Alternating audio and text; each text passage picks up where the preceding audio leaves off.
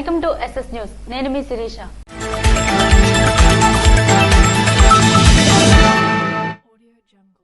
Private ఆసుపత్రులకు రిజిస్ట్రేషన్లు తప్పనిసరని జిల్లా కలెక్టర్ మంజీర్ జిలానీ సమూన్ అన్నారు. కలెక్టర్ కార్యాలయంలో జిల్లా కలెక్టర్ మంజీర్ జిలానీ సమూన్, జిల్లా స్థాయి రిజిస్ట్రేషన్ అథారిటీ, జిల్లా సలహా మండలి సమావేశంలో మంగళవారం ఆయన మాట్లాడారు.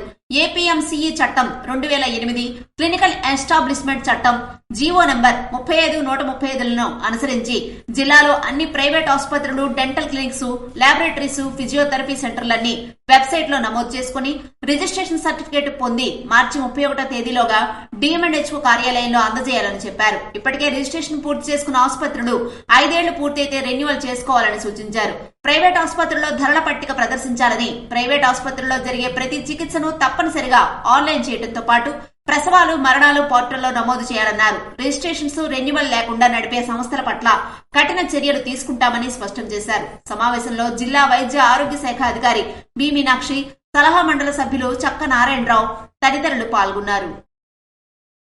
తెలుగుదేశం పార్టీ నియోజకవర్గ ఇన్ఛార్జ్ గుండా లక్ష్మీదేవి స్వగృహంలో కళింగ వయసులు సమావేశమయ్యారు.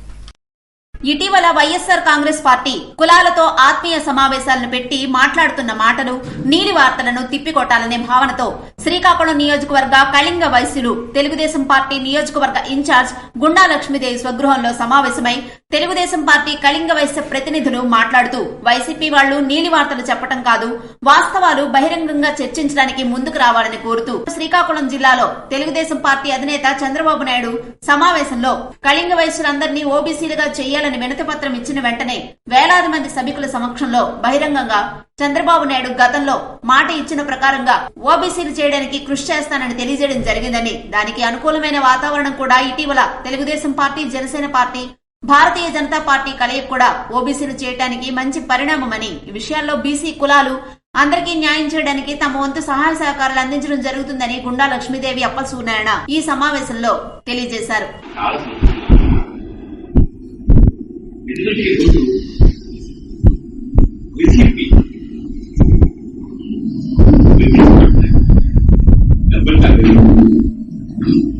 అయితే నీలి వార్తలు ప్రచారం చేయడం జరుగుతుంది. ఈవేళ వైసీపీ మీటింగ్ లో చేస్తున్నటువంటి నీలి వార్తల్ని మనం ఖండించాలి. మనం ఖండించకపోతే పార్టీపరంగా మనకి కొంత నష్టం జరుగుతుందని చెప్పి వాలంటీర్గా మేము వచ్చి నీలి వార్తల్ని ఖండిస్తాం అని అనడమే కాకుండా బహిరంగంగా ఈవేళ నీలి వార్తల్ని ఖండించినటువంటి మీ అందరికీ ధన్యవాదాలు తెలియజేస్తున్నాను. కార్యక్రమంలో రాష్ట్ర వాణిజ్య విభాగ ప్రధాన కార్యదర్శి కోరాడ హరిగోపాల్, జిల్లా మీడియా కోఆర్డినేటర్ జాం భీమశంకర్ తదితరులు పాల్గొన్నారు. చీడివలస మండల ప్రాథమిక పాఠశాలలో ఫేర్వెల్ ఫంక్షన్ కు ముఖ్య అతిథిగా పాల్గొన్న పోలాకి మండల ఎంపీపీ ముద్దాడ బైరాగి నాయుడు. పోలాకి మండలంలోని చీడివలస మండల ప్రాథమిక పాఠశాలలో ఫేర్వెల్ ఫంక్షన్ కి ముఖ్య అతిథిగా పోలాకి మండల ఎంపీపీ ముద్దాడ బైరాగి నాయుడు హాజరయ్యారు. ఈ కార్యక్రమంలో ముద్దాడ బైరాగి నాయుడు విద్యార్థులను ఉద్దేశించి మాట్లాడుతూ ప్రతి విద్యార్థికి అమ్మఒడి కింద ప్రతి ఏటా 15,000 రూపాయలు జమ చేస్తూ బ్యాగ్, షూస్, టై ఇలా ప్రతి విద్యార్థికి అందించి కార్పొరేట్ స్కూల్ కి దీటుగా అన్ని వసతులు, నాడు నేడులో భాగంగా నాణ్యమైన టాయిలెట్ ను నిర్మించి ఉన్నతమైన విద్య అందాలని ఇంగ్లీష్ మీడియాన్ని ప్రవేశపెట్టిన ఘనత ముఖ్యమంత్రి జగన్మోహన్ రెడ్డిదేనని అన్నారు. కార్యక్రమంలో పాఠశాల ప్రధాన ఉపాధ్యాయులు మరియు సిబ్బంది పాల్గొన్నారు. ఎన్టీఆర్ భవన్ ఆవరణలో నిర్వహిస్తున్న అన్నా క్యాంటీన్లో భోజనాలు చేసిన వైఎస్ఆర్ చేయూత సభకు వచ్చిన మహిళలు. వైఎస్ఆర్సీపీ ప్రతిష్టాత్మకంగా నిర్వహిస్తున్న వైఎస్ఆర్ చేయూత పథకం కోడబొమ్మాళి ఎంపీడీఓ కార్యాలయ ఆవరణలో అధికారులు ఏర్పాటు చేశారు. అయితే అధికారులు చెప్పిన సమయానికి మండలంలోని మహిళలు చేరుకున్నప్పటికీ ఎమ్మెల్సీ దువ్వాడ శ్రీనివాస్ వచ్చేసరికి 11 గంటల సమయం దాటిపోవడంతో మహిళలు సహనాన్ని కోల్పోయి విసుగు చెంది సభాస్థలి నుండి పక్కనే ఉన్న ఎన్టీఆర్ భవన్ ఆవరణలో నిర్వహిస్తున్న అన్నా క్యాంటీన్ కు ఒక్కసారిగా భోజనాలకు తరలి వెళ్లిపోయారు. దీంతో సభా ప్రాంగణం ఒక్కసారిగా ఖాళీ అయిపోవడంతో నిర్వహణ రాధిత్యం తేటతెల్లమైపోయింది. అన్నా క్యాంటీన్ లో మహిళలందరూ భోజనాలు చేశారు. సభ ఒకరి కోసం అయితే సందడి అన్నా క్యాంటీన్ లో చోటు చేసుకుంది. అధిక సంఖ్యలో వచ్చిన మహిళలతో అన్నా క్యాంటీన్ ఒక్కసారిగా కిక్కిరిసిపోయింది. టీడీపీ నాయకులు మహిళలకు దగ్గరుండి భోజనాలు అందించారు. వైసీపీ కార్యక్రమాలకు పిలిచి నాయకులు జాప్యం చేయడం పరిపాటిగా మారిపోయిందని, ఎన్నికలు సమీపిస్తున్న సమయంలో ఇలాంటి తప్పులు మరలా పునరావృతం కాకుండా తగిన జాగ్రత్తలు తీసుకోవాలని పలువురు వైసీపీ నాయకులు అంటున్నారు. కల్లివానపేట గ్రామంలో పలు ఆలయ ప్రతిష్ఠ మహోత్సవాల్లో పాల్గొన్న మాజీ ఎమ్మెల్యే గుండా లక్ష్మీదేవి. ఒమ్మరవెల్లి పంచాయతీ కల్లివానిపేట గ్రామంలో శ్రీ శ్రీ శ్రీ అసిరితల్లి మరియు భూలోకమాత దేవాలయ ప్రతిష్టా మహోత్సవ కార్యక్రమాల్లో శ్రీకాకుళం నియోజకవర్గ తెలుగుదేశం పార్టీ ఇన్ఛార్జ్ మాజీ ఎమ్మెల్యే గుండా లక్ష్మీదేవి పాల్గొన్నారు.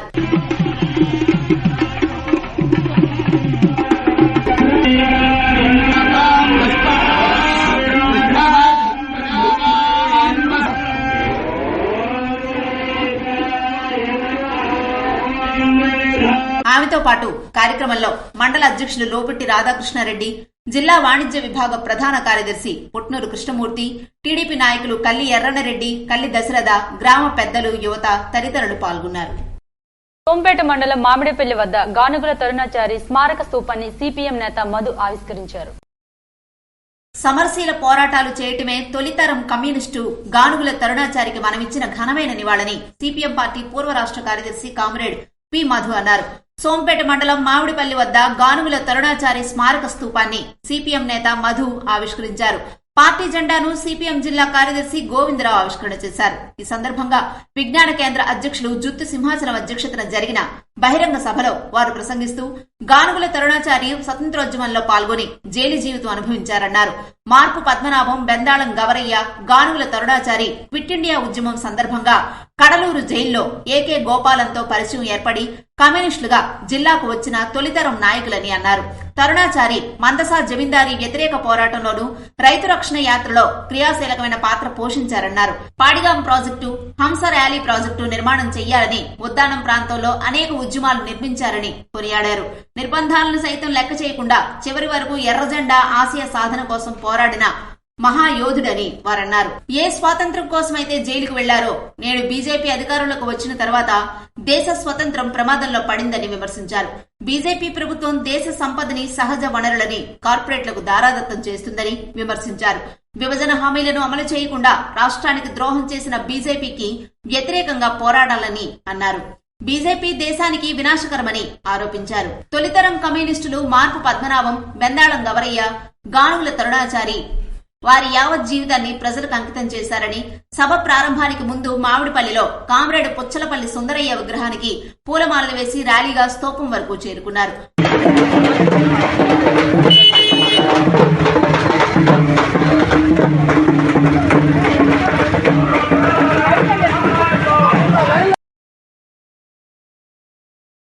అక్కడ ప్రజానాట్య మండలి ఆధ్వర్యంలో ఆటపాటల కార్యక్రమాలు నిర్వహించారు. కార్యక్రమంలో గానుగుల తరుణాచారి విజ్ఞాన కేంద్ర అధ్యక్షులు పాతిన కృష్ణమూర్తి, సిపిఎం మండల కన్వీనర్ సంగారు లక్ష్మీనారాయణ, సిపిఎం నాయకులు తెప్పల పాపారావు, కర్రి సింహాచలం తదితరులు పాల్గొని ప్రసంగించారు. పాఠశాలలకు మౌలిక సదుపాయాలు కల్పనలో రాష్ట్ర ప్రభుత్వం విఫలమైందని గొండు శంకర్ అన్నారు. పాఠశాలకు మౌలిక సదుపాయాల కల్పనలో రాష్ట్ర ప్రభుత్వం విఫలమైందని, తెలుగుదేశం ప్రభుత్వం అధికారంలోకి వచ్చాక విద్యా, వైద్య రంగాలకు అధిక ప్రాధాన్యత ఇవ్వడం జరుగుతుందని శ్రీకాకుళం నియోజకవర్గ తెలుగుదేశం పార్టీ యువ నాయకులు గొండు శంకర్ అన్నారు. శ్రీకాకుళం రూరల్ మండలం సింగపురం గ్రామం దగ్గర నీలం జూట్ మిల్ ఎదురుగా ఉన్న కస్తూరిబా గాంధీ బాలిక పాఠశాలలో ఐరన్ షెడ్లతో నిర్మించిన 2 తరగతి గదులను గొండు శంకర్ ప్రారంభించారు.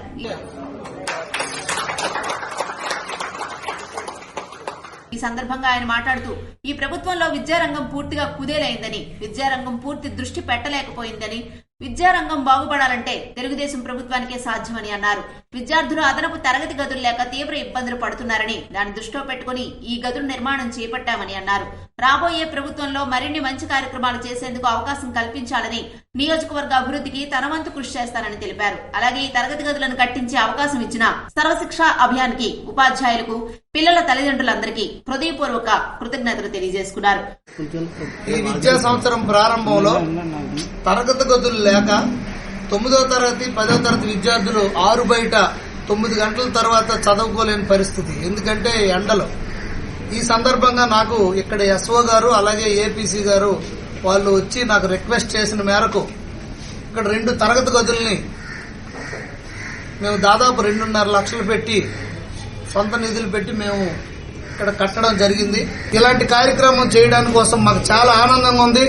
ఎందుకంటే దేవుడు మనకిచ్చిన అవకాశాన్ని మనం ఉపయోగించుకోవాలి. మళ్లీ జన్మ ఉంటుందో లేదో తెలీదు. మనం వచ్చేటప్పుడు ఏమి తీసుకురాలేదు, మనం వెళ్లేటప్పుడు ఏమి పట్టుకుని వెళ్ళమనేది మానవ సేవే మాధవ సేవగా మేము నిరంతరం ప్రజల కోసం, ప్రజల కష్ట సుఖాల్లో పాలు పంచుకుంటూ ఉంటాం. అందులో భాగంగా ఇది చేయడమే తప్పితే దీనికి రాజకీయ పులిమి దీన్ని అణగదొక్కాలని చూస్తే మేము ఊరుకునేది కూడా లేదని కూడా మేము చెప్తూ, ఏదేమైనప్పటికీ నాకు ఈ 2 తరగతి గదులు కట్టించే అవకాశం ఇచ్చినటువంటి ఎస్ఓ గారికి, అలాగే ఈ సర్వశిక్ష అభియాన్ ఏపీసీ గారికి, ఇతర అధికారులకి, టీచర్స్ కి, పిల్లల తల్లిదండ్రులకి అందరికీ పేరు పేరున హృదయపూర్వక నమస్కారాలు, ధన్యవాదాలు, ఆదాబంధనాలు తెలియజేసుకుంటూ, ఎందుకంటే సేవ చేసే అదృష్టం కూడా మనకు రావాలి. ఆ అదృష్టం తలుపు తట్టేటప్పుడు ఆ అవకాశాన్ని మనం వదులుకోకూడదు అనేది నా యొక్క ఉద్దేశం. నాకు ఆ అవకాశం మీరు ఇచ్చినందుకు మీ అందరికి కూడా నేను కృతజ్ఞతుడై ఉంటాను. మీ అందరికీ ధన్యవాదాలు కూడా తెలియజేసుకుంటూ సెలవు. కార్యక్రమంలో నాయకులు, కార్యకర్తలు, గ్రామస్తులు పాల్గొన్నారు. ఇవి ఈనాటి వార్తలు. మరిన్ని వార్తలతో మళ్ళీ కలుద్దాం. చూస్తూనే ఉండండి SS న్యూస్.